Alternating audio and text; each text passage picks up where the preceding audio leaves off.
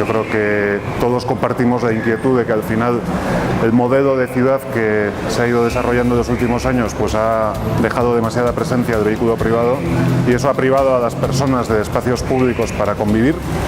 Y San Sebastián en ese sentido es hasta cierto punto un modelo también a seguir, ¿no? En recuperación de espacios públicos, peatonalizaciones, transporte público que ofrece una alternativa real y efectiva a lo que es el vehículo privado. Eta horretan Donostiak baditu proiektuak, baditu asmoak, topoa bera dela, baita ere gure autobus zerbitzuak hobetzea, elektrifikazioaren aldeko apustua.